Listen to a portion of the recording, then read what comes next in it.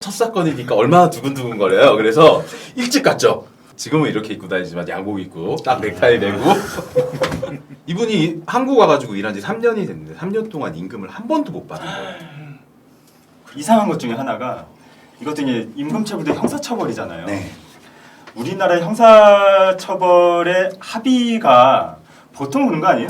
피해 다 보상하고 위자료 주고 그래서 합의하는 건데 이놈이 임금체불이라는 형사처벌만은 이상하게 피해액을 깎어. 저는 항상 하는 얘기가 돈 꽂히기 전엔 치워서 써주지 마. 우리나라에서 임금 노동자가 한 두 달 정도만 임금이 체불된다 하더라도 지금 이 코로나 사태에서도 명확하게 나타나지 않습니까? 그래요. 생계가 정말로 무너지고 생계가 무너지면 일상이 무너져 버려요. 것 같아요. 행정력이 미쳐야 이게 뭐 네. 뭘 하지. 그러니까 뭐든지 해결보다는 제가 봤을 때 예방이 중요한데 그렇죠. 지금은 이제 이 노동행정 자체가 예방 쪽으로는 치우쳐져 방점을 안 두고 있는 것 같아요. 우리 노무사 공부할 때 근로감독관 파트 공부할 때 그 항상 나오는 게 근로감독은 예방적 조치다 뭐 이런 게 해서 우리 그걸 이렇게 외웠잖아요. 뭐 공부했잖아요. 근데 왜 이러세요 지금? 나와봤더니 예방을 묻힐 뿐. 왜 이래 지금 무슨 나 짜? 그런 얘기 안 해.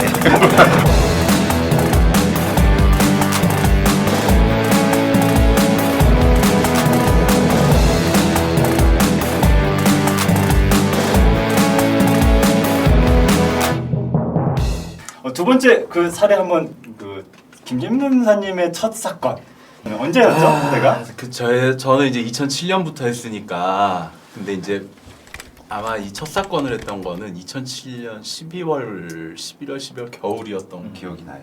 그때 되게 추운 겨울이었죠.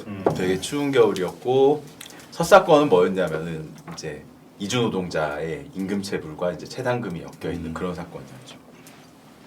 그래서 그분이 이제 그때 당시에는 나이도 좀 많이 어리셨고 십몇 년 전이니까 이제 그랬던 시절이었는데 내용은 뭐냐면은 제가 노무사 되고서 처음 이제 겪은 사건인데 이게 말이 돼? 하는 생각이 들 정도인 게 이분이 한국 와가지고 일한 지 3년이 됐는데 3년 동안 임금을 한 번도 못 받은 거예요.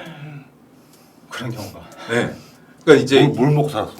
이게 생각을 해보니까 기주노동자도 굉장히 있으니까 우리나라 노동자들이라고 하면은 당연히 생계가 유지가 안 될 것이고 하니까 이 회사를 빨리 그만두고서 어쨌든 여기에 대해서 뭐 법적 조치를 취하고 딴 회사를 알아볼 텐데 이주 노동자들은 기본적으로 사업장을 움직이기도 쉽지 않고 와서 숙식은 제공을 해준 거예요. 숙식하고 일 시키고 진짜로 제가 봤을 때는 노예죠. 그렇지. 노비라는 게 원래 주는 대로 받아먹고 시키는 대로 일하는 거잖아요. 그러니까 이런 사람이 이제 딱 왔는데 사장이 이제 어렵다고 해가지고서 너 나가 이렇게 해버리고서 이제 튄 사건이었죠. 그래서 처음에 이제 왔던 거는 이런 거였어요. 그러니까 이제 안산 쪽에 있었던 아마 이주노동자 지원센터 같은 쪽에서 이분이 먼저 상담을 하셨죠. 근무하셨던 지역이 안산 쪽이었으니까. 그래서 그쪽에서 이제 하다가 아무래도 이제 여기서 더 진전하기는 어렵겠다라고 해서 이제 노무사 도움이 필요하다라는 얘기를 했었고 이제 어쩌다 보니 저희 사무실하고 이제 연계가 돼서 이제 시작을 하게 됐는데 제가 이제 뭐 이벤트적으로 좀 기억나는 것부터 먼저 말씀을 드리자면 겨울에 사건을 시작을 했잖아요. 그러니까 되게 춥단 말이죠. 엄청 추운 계절이었는데 제가 그때 이제 초짜니까 이 사업주가 이제 도망가가지고서 안산 쪽에서 원래 사업을 하다가 이제 도망가서 인천에다가 또 사업자를 따로 냈어요. 그러니까 관할이 인천 북부지청이 되는 거죠. 이제 9시 조사가 이제 잡혔어요. 겨울에.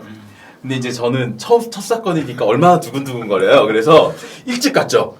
8시쯤에 도착을 했습니다. 와, 9시 조사는 잘 안 하는데. 네, 8시에 딱 가가지고서 제가 되게 고민을 하는 거예요. 그때 지금은 이렇게 입고 다니지만 양복 입고 딱 넥타이 매고 그러고 이제 딱 갔는데 내가 저 지청 건물 안에 들어가가지고 기다려도 되나? 지청이란 데를 처음 가보니까 노동지청이란 데를 노무사도 이런데 네. 아는 사람들은 더 긴장될 그런데 거예요. 이제 그러면서 이제 티내면은 좀 안 되잖아요. 그래서 이제 밖에 보니까 이제 담배 피는 데가 있어서 이제 담배를 피면서 의뢰인을 기다리는 척하면서 속으로는 안에 들어갈까 너무 추운데 이러고 있는데 이제 의뢰인이 오셨죠. 오셨는데 너무 안타까운 거는 방글라데시 사람이었는데 방글라데시는 더운 나라잖아요. 동남아 더운 나라인데 우리나라는 겨울이 추운 나라고 이 양반이 청바지에 반팔 면티 하나에 가죽 잠바 하나 걸치고 모아요. 1월 달에. 12월 1월 달에. 그러니까 그걸 보니까 너무 짠하더라고요. 그렇지. 그래서 이제 사건을 했는데 이제 뭐 사업주가 돈을 한 푼도 안 줬으니까 임금이 얼마인지도 안 되니까 이제 최저임금으로 계산을 할 수밖에 없었고 사업주는 뭐 돈 없어서도 사업 망했다라고 주장하니 결국은 할 수 있는 게 채당금밖에 없으니 채당금을 신청을 하려고 하는데 채당금은 아시겠지만 연령대별로 상한액이 다르잖아요. 그때 당시 상한액이 이분이 한 일주일인가 한 달 정도 차이로 상한액이 제일 낮은 나이가 30대 뭐 네, 이렇게. 네. 너무 안타까운 거죠. 퇴직금과 관련돼 가지고서 또 해보려니까 그때는 5인 미만 규정이 살아있던 시절이니까 퇴직금은 아예 해당도 안 되고. 그때는 5인 미만 퇴직금을 안 줘도 됐었죠. 네, 안 줬던 시절이니까. 그러니까 결국은 최저임금으로 계산을 해도 3년치를 다 계산해 보면 한 4천 정도 나왔던 것 같은데 정확하게 기억은 안 나는데 그 중에서 이 양반이 받아간 돈이 300만 원인가 채당금으로. 그렇게 된 채당금으로? 거예요. 네. 채당금으로만. 그때 100만 채당금 한액이 100만 원인가 그랬을 거예요. 네, 3개월치. 네. 이렇게 받아가는 거죠. 억장이 무너지겠다. 그러니까. 아 근데 좀 반전이 하나 있었던 건 이제 이 사람이 이제 어쨌든 나타났잖아요, 사업주가. 그래서 이제 검찰에 이제 기소가 됐고 이제 검찰 조사를 하면서 검찰 쪽에서 얘기를 했나 봐요. 형량과 관련된 부분에 대해서 얘기를 하면서 성이라도 좀 보여야 되는 거 아니냐. 그래서 갑자기 이분한테 연락을 한 거예요. 그래서 내가 내일 너한테 500만 원을 줄 건데 그거 네 돈이 아니다. 너한테 줬다가 네가 다시 나한테 줘야 된다. 왜? 이런 얘기를 한 거예요, 사업주가. 사람으로 안 본 거죠, 진짜. 못 받은 돈이 그렇게 많음에도 불구하고 양아치. 거기에 대해서 줬다가 이제 검찰 형량을 하면서 이렇게 이제 뭐 선처를 바라게 해서 그런 정도 했겠죠. 그래서 이 양반이 밤에 걱정이 돼가지고서 이런 상황을 저한테 이제 전화를 한 거예요.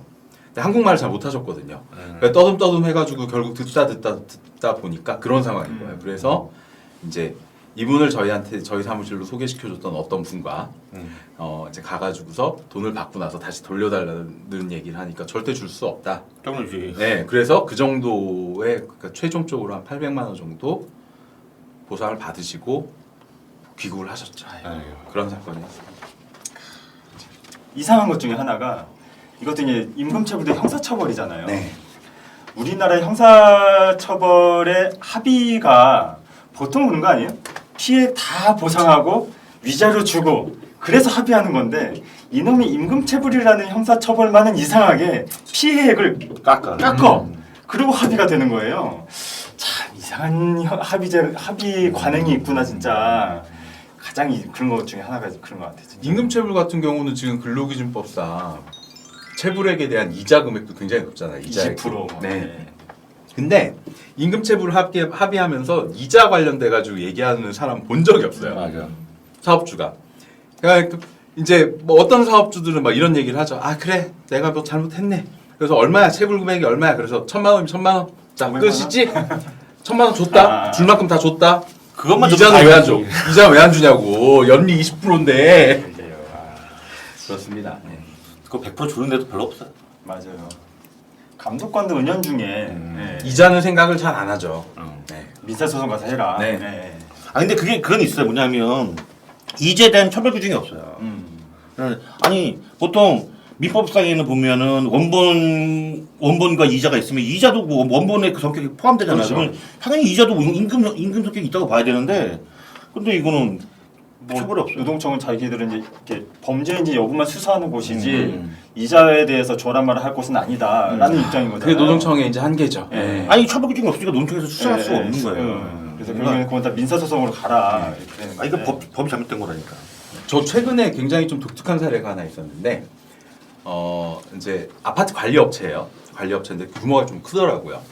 그런데 이분들한테 이제 임금과 퇴직금을 체불을 했어요. 그러니까 이제 노동부에서는 조사가 다 끝나고 나고 이제 민사소송을 넣는데 이제 그러면 압류를 걸어놔야 되잖아요. 계좌 압류를. 그래서 되게 고민을 했어요. 이제 근데 만약에 우리가 총 체불액이 뭐 1억이다 그러면은 은행을 10개를 넣으려면 이걸 다 돈을 쪼개 가지고 넣어야 되잖아요. 왜? 원래 민사압류가 그렇게 해요. 몇 쪽이에요? 돈을 쪼개야 돼요. 1,000만 원씩 10개를 넣거나 아, 1억씩 10개 줬는데. 아니 1억씩 10개 못 넣어요. 압류가. 그게 안 돼요. 채권액이 그게 안 되니까. 채권의 범위 안에서 채권액을 조정을 해가지고서 압류를 이제 은행마다 넣어야 되는데, 그러니까 은행을 여러 개를 넣게 되면 그 중에 꽝은행도 분명히 있을 거고 막 이런 상황이 발생을 하죠. 그래서 되게 고민을 하다가 모 지방은행에 반을 넣고 그 지방은행의 이제 메인은행이라고 할 수 있는 메이저 은행에 반을 넣었는데 세상에 지방은행에 반을 넣은 게 딱 나온 거예요. 복권이야? 아 진짜 이거 거의 복권만 준 기분이더라니까. 그랬는데 이제 여기서부터 이제 했던 게 뭐냐면 우리 민법의 변제 순위가 이거잖아요. 비용, 이자, 원금 순이잖아요. 네. 그래서 비용과 이자를 공제를 하고 원금을 공제를 했어요. 그리고 원금에서 이제 남았던 부분은 소액채당금을 통해 가지고서 해서 제가 지금까지 농사하면서 최초로 이자까지 통으로 다 받아보고 이런 기억이 한번 쉽지 않아, 쉽지 않아. 네, 이거는 정말 근데 운이어가지고 그때 그 은행만 제가 되게 고민을 했거든요. 그 지방은행을 할까 다른 은행을 할까 굉장히 고민을 하다가 에이 여기다 해보자 했는데 맞아. 그리고 그 회사가 주거래 은행이 어딘지 사실 직원들 모르잖아요. 알 방법이 없죠. 알지도 않죠. 예, 그래서 임금체불 진정하거나 이제 소송으로 가야 되면은 은행을 잡는 게 가장 확실한 거잖아요. 근데 진짜 복불복인 거예요, 진짜. 예, 추정하고 아니면은 뭐 원래 이제 회계 담당자한테 싸바싸바 해가지고 이제 은행 알아내고 막 이래야 되는데 못 알아내면 진짜 복불복인 거야, 이거는. 예. 그러니까 뭐 채불액이 1억이라 그래도 은행 10개를 나눠가지고서 압류를 하려고 그러면 그 은행에서 걸려봐야 1,000만 원밖에 없으니까. 그래서 그 은행에 만약에 이제 1,000만 원이 1억이 들어 있었는데 1,000만 원을 압류하면 나머지 9천에 대해서 마음대로 움직일 수 1,000만 원 있잖아요. 공탁해버리고 나머지 돈을 자기 빼서 마음대로 왔다 갔다 할 쓰고. 수도 있고 예. 그러니까요. 효과가 사실 반감도 아닌 거지, 이거는. 거의 없는 거지. 아예 그냥 돈 대놓고 옆으로 돌려라 이렇게 뭐 얘기하는 형태가 돼버리니까. 그렇죠. 예. 그래요. 탐정이 돼야 되는 거. 맞아. 임금체불은 탐정 같은 게 사실 있는 것 같아요. 특히 뭐 채당금이나 이런 거 네. 하면은 막 어쨌든 임금이란 건 사업주가 주는 거잖아요. 근데 사업주의 재산을 찾아내는 과정이 아주 그냥 드라마틱하잖아요. 어떻게 보면 채당금 진정하셨다고 했는데 사실 채당금이란 용어도 좀 낯설긴 해요. 저도 처음에 그냥 채당금 이렇게 사수라고 보통 하죠. 사수가 이제 채당금 해봐라 이렇게 해가지고 이제 시작을 했는데 채당금이란 개념도 모르고 그냥 채당금이란 게 있나 보구나 했는데 사실 채당금이 갖고 있는 의미도 좀 있는 거잖아요. 그래서 채당금 진행 절차나 이런 거 간단하게 좀 체크할 것들 좀 알려주실 수 있을까요? 채당금 한지 오래돼가지고. 영어는 채당금은 이제 기본적으로 이런 거죠. 사업주한테 있는 임금 지급 의무에 대해서 사업주가 그 임금을 노동자한테 지급 못하는 상황이 발생을 했을 경우에 국가가 대신해서 지급해주는 제도, 이게 이제 채당금인데, 그렇기 때문에 내가 받아야 될 임금을 전액 주지 못할 수도 있고 받아야 될 기간에 대해서도 전액 다 못 받을 수도 있죠. 한계가 있죠. 일반적으로 보게 되면은 뭐 다른 여러 가지 요건이 있지만 3개월치의 임금, 3년치의 퇴직금. 그냥 편하게 말해서 1년치의 퇴직금이 한 달치 임금에 준한다고 하면 최종적으로 한 6개월 정도만 맥시멈. 네, 그 정도 이제 보상받을 수 있는 아까 제도인 말씀하신 거죠. 연령대별로 이제 그것도 상한액이 또 다르고. 네. 근데 문제는 뭐냐면은 이게 이제 줘야 될 의무가 없는 국가가 대신 지급하는 제도잖아요. 그러니까 받아야 될 사람, 노동자가 입증을 해야 될 게 굉장히 많아요. 가장 중요한 거는 이 회사가 더 이상 운영이 안 되고 있다. 사실상 망한 상태다. 실제 폐업 신고나 뭐 이런 건 안 했을지 몰라도 사실상 운영이 안 되고 망하고 있는 상태다. 이런 걸 입증을 해야 되고, 두 번째로는 회사에 남은 재산이 없어야 된다. 그걸 또 입증을 해야 돼요. 그러니까 이제 골치 아픈 거죠. 회사에 재산이 얼마가 있고 뭐 채권 채무가 어떻게 돼 있는지 일하고 있는 사람들이 어떻게 알아요? 그러니까 이제 채당금을 하다 보면은 별의별 걸 다 이제 뒤져봐야 되는데, 그래서 좀 좋은 데는 이제 사업주들이 협조를 해주면은 이제 각종 체납된 고지서들, 국세, 공과금 뭐 이런 거 이제 쫙 있잖아요. 뭐 그런 거부터 해가지고서 기본적으로 만약에 근데 사업주가 협조를 안 해준다? 그러면은 공단을 통할 수밖에 없어요. 건강보험공단이나 국민연금공단이나 뭐 근로복지공단이나 통해서 4대 보험료 체납이 얼마냐. 그 다음에 또 국세청을 통해 가지고서 여기 체납된 세금이 얼마냐, 이런 부분을 이제 확인을 해야 되는데 시간도 오래 걸리고 잘 해주려고 그러지도 않아요. 그런 게 이제 힘든 거죠. 거기에 이제 더 골치 아픈 거는 그거는 이제 서류상으로 나오는 재산들인데 이런 유체동산들, 책상, 네, 뭐 컴퓨터, 뭐 물론 그런 거 경매해봐야 돈도 얼마 안 돼요. 돈도 얼마 안 되는데. 이게 이제 만약에 그래서 끝까지 가가지고 이걸 압류해가지고서 뭐 경매 처분한다 하려고 하면 사업주가 나타나서 이런 얘기하죠. 이거 내 거 아닌데요. 그거래. 이거 누구 건지 어떻게 알아요? 맞아. 등기가 안 돼 있으니까. 등기가 안 돼 있으니까 이거 내 거 아니라 옆집 아저씨가 빌려준 겁니다라고 해버리게 되면은 이 집행이 안 되니까 그런 문제들도 있죠. 이 채당금은 그래서 사업주의 협조가 거의 뭐 절대적이라고 표현해도 될 만큼 사업주가 도와주지 않으면은 정말 힘든 과정이기도 한 것 같아서 일반적으로 이제 노문사나 이런 지원 안 받으면 좀 쉽지 않은 단계이기도 하고 시간도 되게 많이 걸리죠. 시간도 걸리죠. 네. 노무사님 이거 하셨을 때는 어느 정도 시간이 걸리셨어요? 이게 이제 시간이 걸리는 이유가 여러 가지가 있는데 몇 가지 이제 재산 추적을 하는데 시간이 걸리는 경우도 있고 이 도산 인정 이제 채당금을 주기 위한 인정 사항을 이제 결정을 하려면 노동부 지청마다 이제 도산심의위원회라는 걸 열거든요. 그게 한 달에 한 번인가 그럴 거예요. 지금은 모르겠는데. 그러니까 요번 달에 잡혀 있는 거를 만약 못 들어가면 무조건 다음 달로 넘어가는 거예요. 그때까지 자료가 없다라고 하면 그런 식의 이제 행정 절차적인 시간도 좀 걸리는 것 같아요. 이 첫 사건은 한 넉 달? 석 달? 넉 달? 야, 양호하네. 짧은 건데요? 요때는 생각보다 빨리 끝났던 게 뭐냐면은 아까 그 안산 쪽에서 이제 이주 노동자 지원 단체하고 이제 그 지역을 관할하고 있었던 모 노동조합의 이제 지역 지부 쪽에서 많은 부분에 대해서 이제 좀 도와주셨던 게 있어가지고서 좀 빨리 끝났던 편이었죠. 저는 한 6개월은 기본 걸렸던 것 그치. 같아요. 그 정도 생각해야죠. 기본적으로. 하려고 네, 하면. 네. 넌 한 10개월? 10개월은 너무 긴데? 그래서 금액이 컸네? 뒤집어 이거 뿌리고 금액이 컸어. 금액이 크니까 여기가. 아니 왜냐하면 제 거 같은 경우는 300만 원이에요. 퇴직금도 없으니까 이게 뭐 지청에서 질질 끌 필요가 없어. 근데 10개월이면 아니 근데 뭐냐면 회사에 근데 웃긴 건 회사에 자산도 있단 말이야. 그러니까 부동산이 있어요. 부동산이 있으면 거기 압류 걸어놓으면 어쨌든 경매 넘어가면 국가가 그치. 가져갈 수 있잖아요. 환수를 하죠. 그럼 왜 안 주는 거야? 지금 다 걸어놨고 다 했는데 진짜 끄는 거야. 이 채당금 제도가 하도 이제 제도적으로 되게 뭐 좋은 것처럼 만들어놨는데 노동자들이 접근하기가 너무 힘든 제도라는 이렇게 비판이 되게 많았잖아요. 지금도 많고 그래서 이제 최근에는 뭐 소액 채당금이라고 퇴사하지 않았어도 이제 임금 체불하면은 좀 신속하게 해주려고 하는 제도가 좀 생기기도 하고 또 이제 노무사 지원 없이는 사실상 불가능한 제도잖아요. 이거는 누가 전문적인 조력이 없이는 그러다 보니까 이제 국가에서 뭐 채당금 조력 지원 노무사 제도, 뭐 국산 노무사 제도 네. 이런 걸 좀 두고 있긴 한 것 같은데 어쨌든 그런 것도 있는 것 같아요. 재무제표 이런 것도 봐야 되고 막 손익계산서도 봐야 되고 사실 노무사도 잘 보기 힘든 그런 서류들. 그렇죠. 그리고 그리고 회계사들이 봐야 되는 건데. 그리고 이 재무제표를 구할 수가 없어. 좀 전에 그죠? 그 회사. 그 재무제표 관련돼 가지고서 재밌는 게 뭐냐 하면은 어떤 회사들이든지 간에 세무법인 대리는 해요. 기장 대리. 네, 기장 대리를 하니까 이제 거기 보면은 이제 재무제표가 있잖아요. 근데 이게 이제 채당금 신청할 정도로 되면은 당연히 기장비가 밀려 있겠죠. 순순히 협조해주는 세무사들도 있는데 협조 안 해주는 세무사들도 저도 한 번 있었어요. 그래서 이거는 사업주가 우리한테 아무 돈을 안 줘가지고 우리가 좀 하려고 하는 거다 좀 부탁하면은 이제 뭐 해주는 데도 있고 안 해주는 데도 있고 사업주가 그 돈을 우리 밀린 기장비를 주기 전까지는 못 드립니다 막 이렇게 하면 이제 골치 아픈 거죠. 근데 그때는 감독관한테 얘기를 하면 됩니다. 노동부에서 지금 이거 조사 담당 감독관님이 배정이 될 거 아니에요. 그 사람한테 지금 이 세무사하고 이 회사가 거래를 하고 있었는데 기장비가 밀려가지고 재무제표를 안 준다. 그래서 내가 재무제표 분석을 못 하겠다라고 하면은 노동부 공문을 보내요. 그럼 그 공문 받으면 대부분 주더라고요.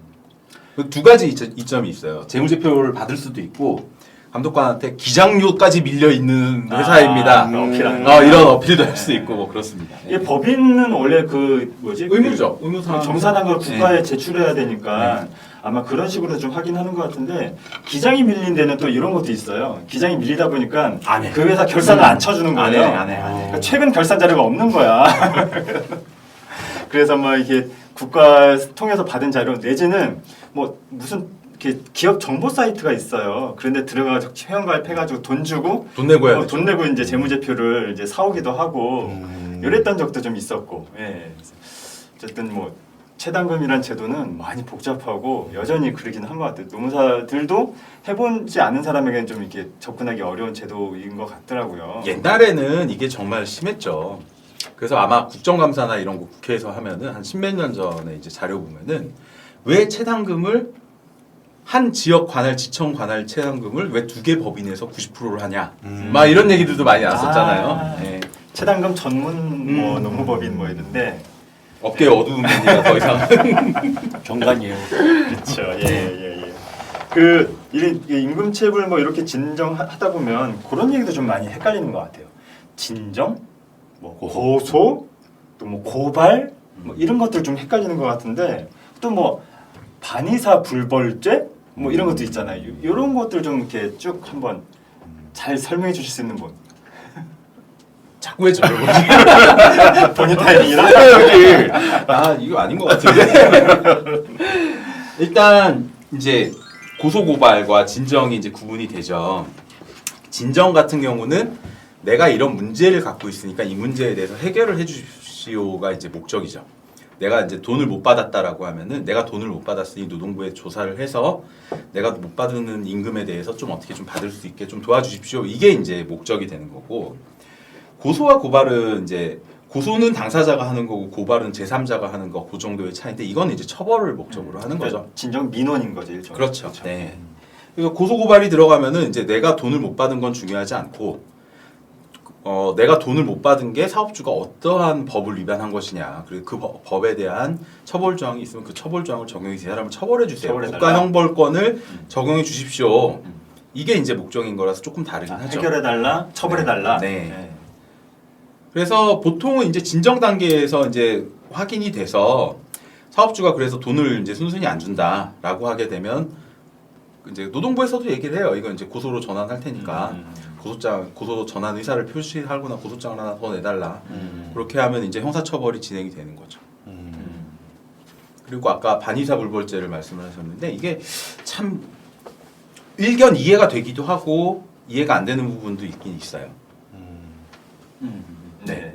어떤 부분이냐 하면은 반의사 불벌죄라 하면 아무래도 이제 그거니까요. 내가 처벌을 원치 않으면 처벌하지 못한다. 라는 게 이제 반의사, 네. 의사에 반해서 내 의사에 반해서 처벌할 수 불벌, 그러니까 처벌을 하지 않는다라는 의미를 가지고 있는 범죄니까 임금체불은 대표적인 이제 반의사 불벌죄인데 이게 일견으로는 이해가 돼요. 왜냐하면은 임금체불이라는 거는 어찌 보면 민사의 영역일 수 있잖아요. 민사의 영역인데 민사의 영역에서 돈을 안 준 걸 가지고서 이 사람 처벌하는 게 맞냐. 그런데 이제 임금이라는 단계로 넘어오니까 임금은 일반적 민사 채권과는 다르다. 판단하에서 이거는 안 주면 처벌을 해야 된다라는 이제 취지까지가 있는 것 같기도 하고, 그래서 임금체불 같은 경우 이제 아까 김성호 노무사님 말씀하셨지만 체당금 때 사업주 협조가 중요하다라고 말씀을 하셨잖아요. 보통은 이렇게 하죠. 사업주한테 체당금을 협조해 주시면 당신에 대해서 임금체불과 관련된 거기에 대해서는 처벌 의사를 밝히지 않겠다. 취하주겠습니다. 이렇게 하면서 이제 협조도 받고 정리를 하죠. 맞아요. 제일 먼저 하는 게 그건 것 같아요. 그래서 이제 체당금 하면은 회계 담당자 그 안에 있으면 되게 좋고, 사업주의 협조가 필요한데 사업주의 협조를 얻을 수 있는 방법은 그거잖아요. 그렇죠. 어느 정도 단계 진척돼서 체당금이 나오는 것이 거의 확실시 되면은 취하해주겠다 이런 식으로 해가지고 사업주 도움을 받아서 회사 자료 이제 쭉 분석하고, 그게 참 어떻게 보면은 임금체불은 일반적인 민사거래와는 달리 이게 임금이 가지고 있는 의미가 있어서 형사처벌을 위한 압박수단으로 좀 이렇게 빨리 해소하려고 하는 거기도 한데, 예전에는 아마 이게 반의사불벌죄가 아니었죠. 아니었죠. 그죠? 네. 그래서 나름 뭐 그 임금체불 상황을 빨리 해소한다는 취지로, 왜냐하면 이제 취하해주면은 빨리 이런 합의가 가능하니까 그렇게 했는데, 한편에서는 이 반의사불벌죄가 적용되면서 오히려 합의 과정, 아까 말씀드렸던 후려치는 합의, 이게 이렇게 가능한 거죠. 네, 돼버린 상황이 되기도 해서 좀 씁쓸하기도 해요. 그리고 그것도 네. 있죠. 이게 뭐 이렇게 그러니까 돈은 주지도 않고 네. 취업수도 다 맞아요. 받으려고. 그거 되게 중요한 것 같아요. 그 사기에 당하시는 분들이 꽤 많습니다. 맞아요. 네. 그래서 저는 그래서 항상 하는 얘기가 돈 꽂히기 전엔 취해서 써주지 마. 그거 취해서 급한 거야. 지네 사정이지. 그렇죠. 내 사정은 아니니까. 취해서 써주면 돈 줄게 그러잖아요. 네. 먼저 꽂아거든요. 아니 모든 거래의 원칙 아니에요? 돈 들어와야지 그치, 물건 그쵸. 나가는 거지. 그쵸. 물건 받고 돈 주는 건 아니잖아요. 그러다가 뭐 인터넷 거래에서도 사기 많이 당하는 그렇죠. 거죠. 네. 주지도 않고 취해서부터 내라 그러면. 맞아요. 그 시간과 돈은. 그래서 무조건 돈 꽂혀나면 팩스를 보내도 사진 찍어서 보내도 그래도 그 내 의사만 확인하면 되니까 서면 확인하면 되니까 급한 거 아니니까. 그래서 돈 확인해라. 이게 이제 임금체불이든지 체당금이든지 결국엔 아까 말씀하셨던 것처럼 사업주가 돈을 주는 게 원칙인 거잖아요. 그렇죠. 그러면 이제 그 어쨌든 이 사업주의 재산을 확인해야 될 그 책임이라고 표현해야 될까요? 그 국가가 해주진 않잖아요. 네. 그 어떻게 좀 이렇게 사업주의 재산, 숨겨놓은 재산들을 좀 이렇게 찾아내는 방법, 스킬? 아니 안 찾아내는 게 편할 수도 있어요. 아니 없으니까. 민사소송 같은 거 갔을 때 민사소송 민사소송 가서 가야 민사채권인데 사실은 이건 국가도 잘 못해요. 그죠. 예. 은닉자산을 찾는다는 건 국가의 공권력을 동원해도 잘 못하는 거기 때문에 그렇죠. 네. 우리는 최선의 노력을 다할 뿐입니다. 채권자가 그 채무자 그 재산 명시 공개 신청 이런 걸 좀 그렇죠. 해야 되는데 그게 뭐 그것도 목록 제출을 이렇게 뭐라 그러죠? 피고가 하는 거잖아요. 그러니까 목록 제출을 성실하게 안 하면 두 가지가 채무자가 있어요. 채무자잖아요. 법원에 이제 민사 소송의 단계까지 가야지 그때 비로소 할 수 있는데 재산 조회 신청과 재산 명시 신청인데 명시 신청을 먼저 합니다. 그러면은 이제 사업주가 돈을 안 주는 사업주가 내 재산은 여기에 이렇게 줘요. 근데 거기에도 누락이 될 수 있으니까 그걸 받고 난 다음에도 재산이 안 되면 그때 이제 법원한테 요청을 해가지고서 이제 그 재산 조회를 해달라라고 하면은 이제 하는데 그게 이제 한계가 있는 게 뭐냐면 은행 뭐 이런 보험사 이런데 그 다음에 부동산 이런 정도밖에 안 돼요. 그러니까 현금을 만약에 숨겨놓고 있다? 그럼 절대 찾을 수가 없죠. 그리고 시간도 너무 오래 걸려요. 재산 조회와 명시를 거치는데 적어도 한 반년 이상은 걸리기 때문에 그 시간이 너무 오래 걸려서. 그 요즘 다 배우자가 다 돌려놓기도 가족으로 하죠. 개인 다 사업자는 따로 또 돌리기도 하죠. 그것도 또 이제 해결 방법이 있긴 해요.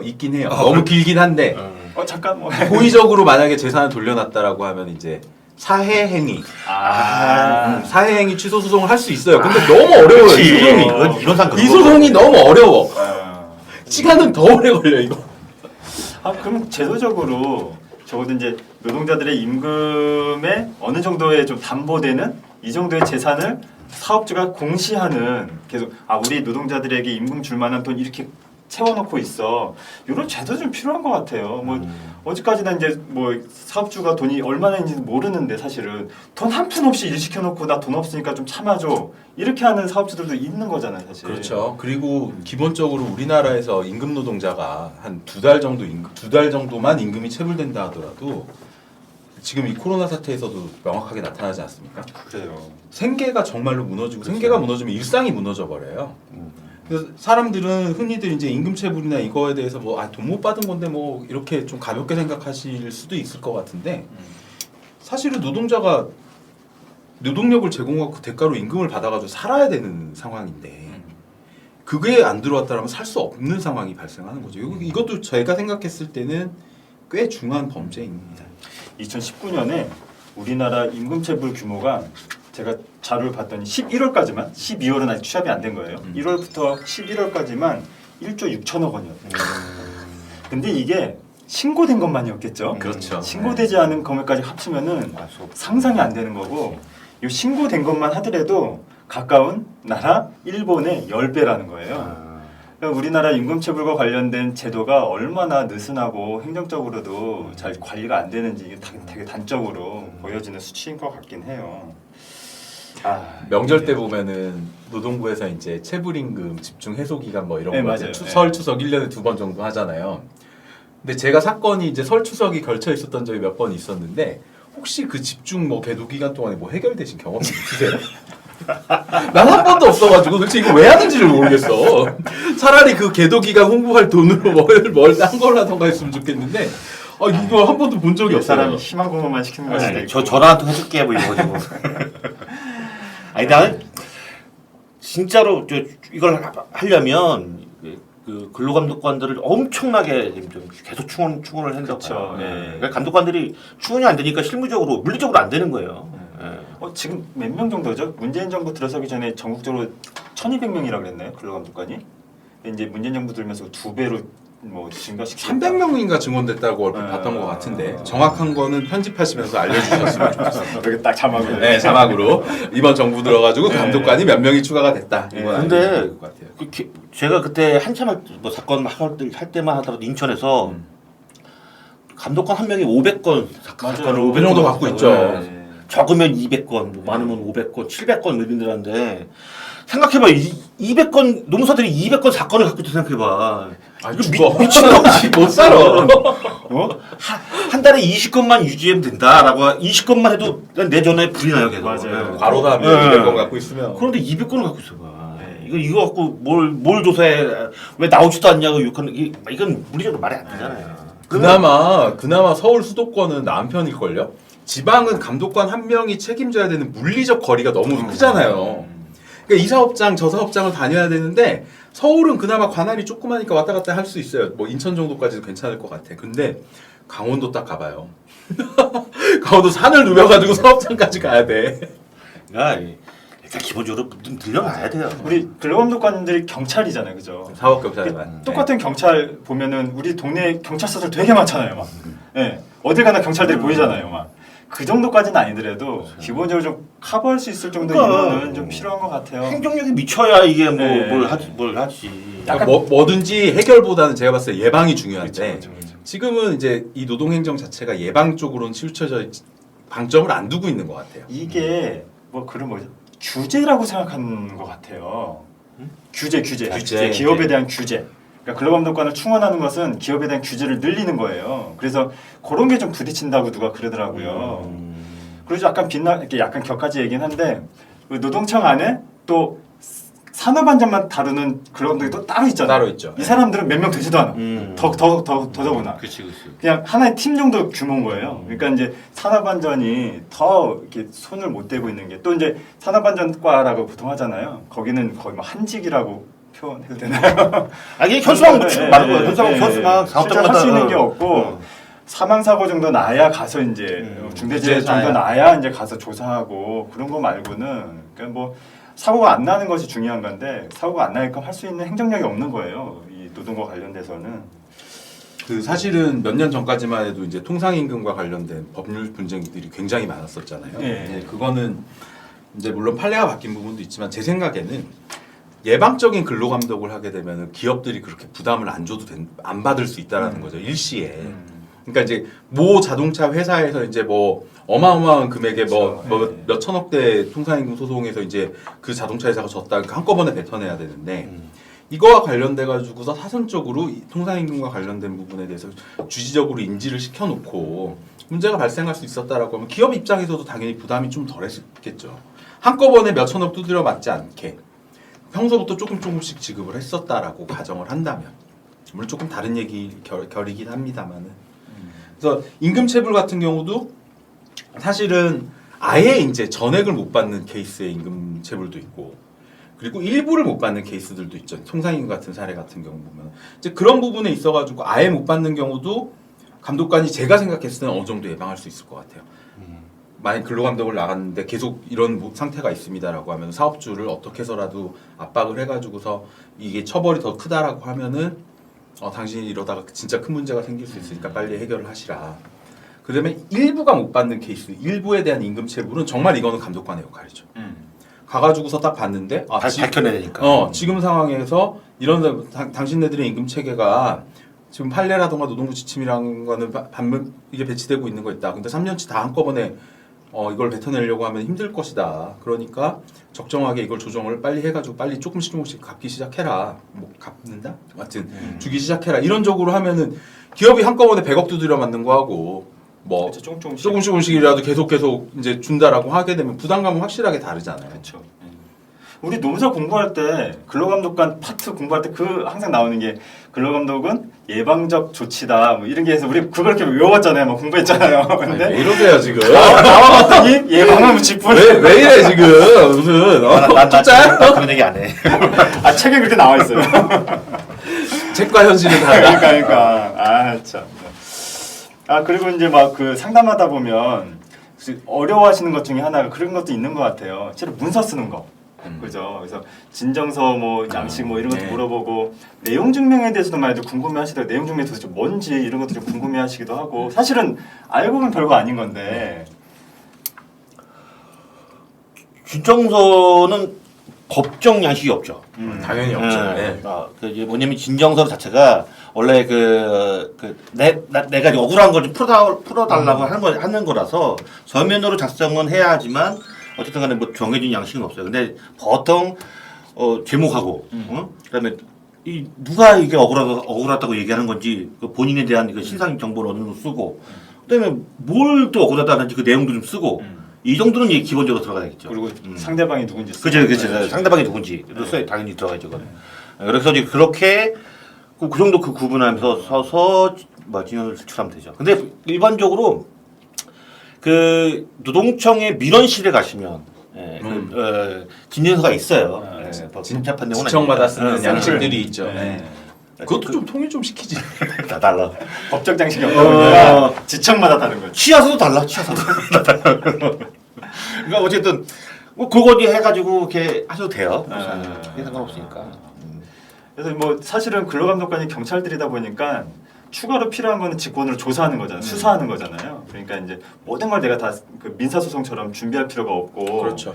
기본적으로 이 정도 상황이 있는데 네가 좀 수사해달라, 조사해달라 이렇게 요구하는 거니까 너무 겁먹으실 필요는 없을 것 같아요. 아 근데 이제 그건 이제 겁은 먹지 말아야 되는데 아까 했지만 그 과중한 업무가 있고 하다 보니까 내가 이거 요목 이렇게 찍어내지 않으면 이 사람이 그렇죠. 수사는 안 해. 맞아요. 네. 그러니까 알아서 해주겠지. 이게 절대 그게 아니라 난 이제 퇴직금 못 받았어라고 해서 딱 하면 그냥 끝인 거야. 퇴직금만 조사해요. 퇴직금에 나 연차도 못 받은 것 같은데 보통 다 연결되죠. 네. 연차도 해주고 연차를 못 받았으니까 연차 수당에 대한 퇴직금도 다시 계산해야 하잖아요. 이런 부분들이 좀 이렇게 가서 조목조목 찍어내지 않으면 허가리 문제면 연장근로수당 다시 계산하면 그게 또 이제 그 퇴직금이 또 채워져지는 거잖아요. 네. 그런 것도 조목조목 찍어내지 않으면 100%는 좀 어렵다. 그렇죠. 알아서 해주기는 좀 쉽지 않다. 물리적으로. 그 내용 증명도 한번 이렇게 내용 증명은 뭐다 이렇게 간단하게 좀 설명해 내용 증명은 이거죠. 이제 내가 상대방한테 어떤 의사를 표현했을 때 보통 그것이 어떨 때 이제 내용 증명 기본적이면 되게 이걸 내용 증명 어렵게 생각하시는데 아무 그렇죠. 그것도 네. 양식도 없고 서식도 없는데 내용 증명은 이겁니다. 우체국이라는 국가기관에서 내가 아니 김성원 노무사님한테 내용 증명을 보낸다라고 하면은 내가 김성원 노무사한테 보낸 거를 우체국에서 따로 보관을 하고 있는 거예요. 그래서 나중에 내가 이 의사를 표시했는지 안 했는지에 대해서 분쟁이 생겼을 경우에 우체국에 있는 걸 보면 내가 이렇게 의사를 표시를 했구나를 확인할 수 있는 이제 그 내용인 것 뿐이고 내용 증명은 이제 그 단기 소멸시효 중단의 효과가 있죠. 그래서 임금채권이 어려운 썼다. 소멸시효 나왔다. 임금채권이 이제 소멸시효가 3년이니까 3년이 지나고 나면 이제 없어지니까 그걸 이제 연장시킬 때 내용 증명을 보내놓고 6개월 이내에 민사소송을 제기를 하면은 그때부터 이제 소멸시효가 중단이 되는 그런 효과 정도가 있는 거죠. 근데 이 내용 증명이 참 신기한 게 회사에 내용 증명을 보내면 회사 입장에서 감히 우리한테 내용 증명을 보내 이런 반응들이 꽤 있더라고요. 그렇죠. 그래요? 왜 그런지 모르겠어요. 보낼만 하니까 보냈겠지. 아니 내용 증명을 안 보내고서 문제가 해결될 수 있었으면 안 보냈겠지. 그거 왜 보내겠어요. 맞아. 나도 그런 적 있어요. 내용 증명 보니까 뭔 일을 이렇게 시작하냐고 하면서 뭐 화를 내는 거야. 감히 건방지게 너희가 회사한테 내용 증명을 보내 막 이러면서. 나 일을 이렇게 시작해요. 아니 내용 증명 그래서 보통 이제 소멸시효가 얼마 안 남았을 때, 그죠? 소멸시효가 얼마 안 남았을 때 내용 증명 이렇게 우체국 통해서 보내면은 한 분은 회사로 가고 한 분은 분은 우체국에 있고, 한 분은 보관이 내가 되는 가지고 거죠. 있고. 그래서 똑같은 거 세부를 아니 만들어서 그러니까 하나 만들어서 복사하면 써도 돼요. 되고. 네. 그럼 도장을 3개를 겹쳐가지고 이렇게 땅 찍어줍니다. 네. 그래서 그것도 그냥 또 이제 요즘에는 인터넷 다 있어가지고 그죠? 검색해 보면은 내용 증명 맞아. 내용 많이들 있고 그럴 것 같긴 해요. 그러니까 진정서건 내용 증명이건 제일 중요한 건 내가 상대방한테 무엇을 요구하고 있느냐만 제대로 정리가 돼 있으면 그거면 될 것 같아요. 네, 좀 도움이 되셨으면 좋겠네요. 예. 나 억울해요 이런 건 안 되고. 아니 내가 보낼 수도 억울한 있어요 거죠, 내용 이거. 증명으로 억울하다는 거. 왜 억울할 억울한지를. 뿐인 거지. 왜 억울한지를 명확히 예. 그 이런 거 있잖아요. 좀 전에 그 억울해요 이렇게 얘기하셨잖아요, 마침. 그 수사하다 보니까 좀 이렇게 증거 수집이 되게 중요하잖아요, 그죠? 좀 이렇게 이런 거는 확실한 증거가 될 수 있다. 이런 건 좀 애매한 증거일 수 있다. 이런 건 사실은 별로 필요 없는 증거인데 너무 애쓰셨다. 막 이런 거 있을 수 있잖아요. 그런 거 혹시 좀 기억나시는 게 좀 있으실까요? 그 일단은 그 우리나라 그 임금 체계가 기본적으로 법정에서는 시간을 단위로 하잖아요. 그러니까 시간이 곧 입증이 돼야 거기에 따른 임금이 계산이 되니까 가장 중요한 입증 그 증거는 시간. 시간을 정해야 돼. 시간을 뭐 얼마나 저기 내가 일을 했는지. 그런데 무작정 뭐그 급여가 얼마고 뭐 이것만 쫙 해가지고 딱 오시면 다 계산해 주세요 하고 쑥 가버리면 이거 아무것도 계산이 안 돼. 아니 계산을 할 수 있죠. 근데 인정을 못 받아요. 그지. 그래서 제일 중요한 건 시간. 시간을 입증할 수 있는 제가 중요한 자료. 그럼 어떤 게 있을까요? 시간을 입증할 수 있는. 뭐 여러 가지가 있겠죠. 출퇴근 기록을 확보할 수 있으면 그런 것도 도움이 되고, 아니면은 내가 이제 업무를 했을 때 회사에 공식적인 메일을 보낸다거나 뭐 이렇게 해서 남는 시간이 될 수도 있을 것이고, 하다못해 이제 요즘은 그 야근 체크 어플 앱이 있다 그러더라고요. 근데 그게 몇 년 전인가 소송에서 증거자료를 법원에서 인정을 해줬던 게 초심에서 인정됐는데 그것도 법에서 없어졌나요? 엎어졌어요. 왜냐하면 이제 그 어플에 조작 가능성이 있었나 봐요. 기술적으로 엎어졌었어요. 그래서 이제 사실은 그런 어플이 인정이 된다라고 하면은 그게 큰 도움이 되긴 하는데, 안 된다라고 하면은 내가 그 시간까지 업무를 하고 있었다를 입증해야죠. 그러니까 이제 이게 구체적인 정답이 딱 없는 게, 그게 뭐가 됐던 간에 아무리 사소한 거라 하더라도 이메일을 보냈다는 그 타임 기록이라던가 이런 거라 하더라도 있으면 좋죠. 그러니까 자기 업무 환경에서 제일 적당한 걸 찾아야 될 것 같아요. 그래서 그 보통 이제 뭐 연장근로수당이라든가 이런 부분에 대해서 입증을 하기 위해 가지고서 이제 오시는 분들이 물어보죠. 그럼 전역적으로 어떤 걸 해야 됩니까? 그러면은 사실은 그분이 무슨 일을 하시고 어떻게 본인의 업무를 기록할 수 있는지를 확인을 해봐야 돼요. 근데 그거는 저희가 알 수 있는 게 아니죠. 당사자가 제일 잘하는 부분이기 때문에 거기에서 이제 판단할 수밖에 없는 거죠. 찾아보면. 네, 이제 뭐 일단 시간이 좀 많이 가서 좀 더 하다 보니까 뭐 더 할 수 있는 얘기도 많은 것 같아요. 여기 아예 그냥 소주 한잔 갖다 놓고 마시면 뭐 10시, 11시까지 갈 수 있을 것 같은데, 어쨌든 이제 그 임금체불이든지 뭐든지 아까 이제 산재도 그렇지만 조력자가 필요한 경우가 있고 조력자가 굳이 필요 없는 경우가 있는데, 조력자가 꼭 없다 하더라도 너무 쫄 필요는 없을 것 같고, 일단 부딪혀 보면 뭔가 길은 열리니까. 그렇죠. 네. 그 요즘에는 또 이런 노동과 관련된 지원 기관들이 좀 많이 늘어나서 그런 통해서 이제 지원받을 수 있는 그 계기들도 많이 늘어나서 뭔가 좀 문제가 생겼을 때 이 문제 내가 해결할 수 있을까? 내지는 뭐 이거 했을 때 회사한테 너무 밉보이지 않을까? 이렇게 막 되게 좀 쫄고 뭐 이럴 필요가 이제는 좀 많이 예전과는 다른 세상이 좀 오고 있는 것 같다. 아직 멀었습니다. 그러니까 내가 말을 하다가 꼬였어. 1조 몇천억이네 지금. 네, 그래서 다른 세상에 오고 있는 것 같다라고 표현하려다가 지금 말이 꼬여가지고 예, 오늘은 이 정도까지 일단 좀 마무리 좀 지어야 될 것 같고요. 어떻게 오늘 좀 도움이 되셨는지 좀 궁금하고요. 좀 더 의견 같은 거 있으시면 아까 말씀드렸던 것처럼 이렇게 댓글에 남겨주시면은 저희 세 사람이 적절하게 좀 역할 분담하면서 답글도 좀 남겨드리고 다음 이제 찍을 때 저희들이 좀 참고하도록 하겠습니다. 오늘 이상으로 마쳐도 될까요? 네. 당연히 이거는 해야 될 것 같은데, 첫 번째로 궁금한 건 저는 고정입니까? 네, 그다음에 두 번째는 모든 초등학생과 직장인의 꿈인 유튜버로 데뷔하게 돼서 영광이었습니다. 예쁘다. 뭐 소감 한 말씀. 좀 떨렸는데 예. 이렇게 하다 보니까 좀 금방 풀리네요. 네. 그렇죠. 술을 한 잔은 먹어. 이거 술입니다. 네, 수고하셨습니다.